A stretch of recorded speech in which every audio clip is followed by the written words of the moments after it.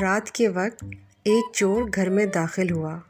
کمرے کا دروازہ کھولا تو مسحری پر ایک بوڑھی عورت سو رہی تھی۔ کھٹ پٹ سے اس کی آنکھ کھل گئی۔ چور نے گھبرا کر اس کی طرف دیکھا تو وہ لیٹے لیٹے بولی، بیٹا تم شکل سے کسی اچھے گھرانے کے لگتے ہو، یقیناً حالات سے مجبور ہو کر اس راستے پر لگ گئے ہو۔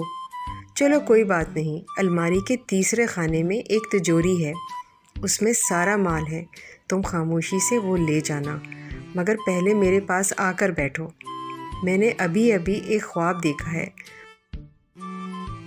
وہ سن کر ذرا مجھے اس کی تعبیر تو بتا دو۔ چور اس بوڑھی عورت کی رحم دلی اور شفقت سے بڑا متاثر ہوا اور خاموشی سے اس کے پاس جا کر بیٹھ گیا۔ بڑھیا نے اپنا خواب سنانا شروع کیا۔ بیٹا میں نے دیکھا کہ میں ایک صحرا میں گم ہو گئی ہوں، ایسے میں ایک چیل میرے پاس آئی اور اس نے 3 دفعہ زور زور سے بولا، ماجد ماجد ماجد۔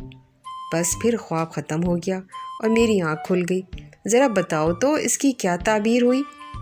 چور سوچ میں پڑ گیا۔ اتنے میں برابر والے کمرے سے بڑھیا کا نوجوان بیٹا ماجد اپنا نام زور زور سے سن کر اٹھ گیا اور اندر آ کر چور کی خوب ٹھکائی لگائی۔ بڑھیا بولی، بس کرو، اب یہ اپنے کیے کی سزا بھگت چکا ہے۔ چور بولا، نہیں نہیں، مجھے اور مارو تاکہ مجھے آئندہ یاد رہے کہ میں چور ہوں، خوابوں کی تعبیر بتانے والا نہیں۔